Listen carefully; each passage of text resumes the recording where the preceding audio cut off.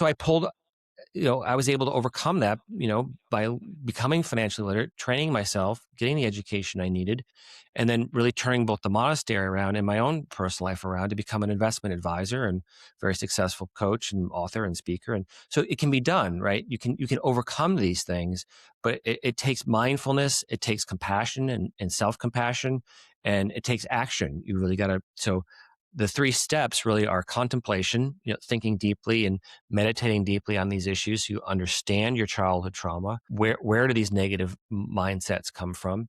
And then having compassion for yourself and for the people who may have wounded you.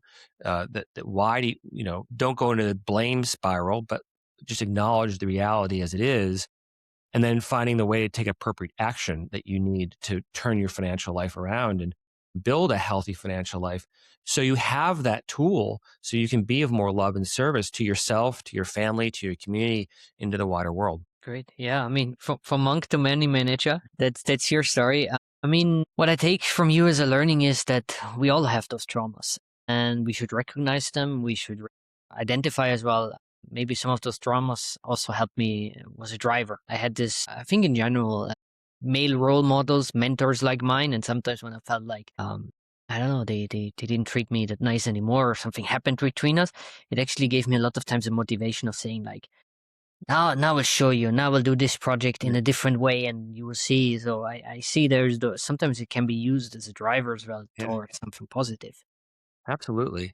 Yeah, and something when you've mentioned about like giving is a part as well, and a lot of times we think if you give, it shouldn't have any, there shouldn't be any capitalist part of it. For example, I do philanthropy, I just give, or I set up a business which is a non-profit and I don't want to worry about money. And for me, that's a bit problematic because usually we think about if I build something that works and it brings in money and then gives it to someone else, it's perfect if it is Yeah.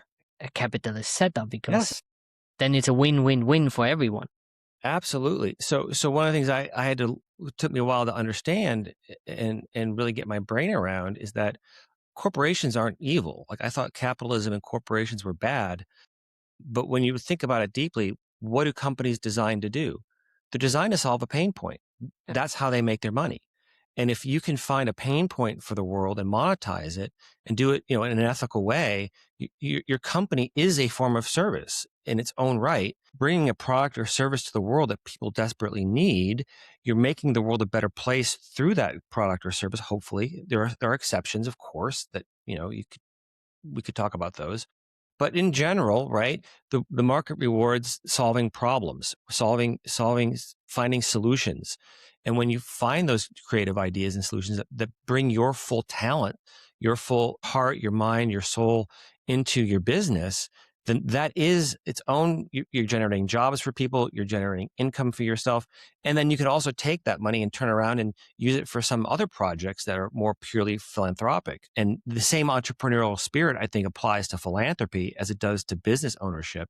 And that's really where instead of just giving money, it's like you can actually build cool projects that can really be transformative in the lives of others. Totally agree on that one.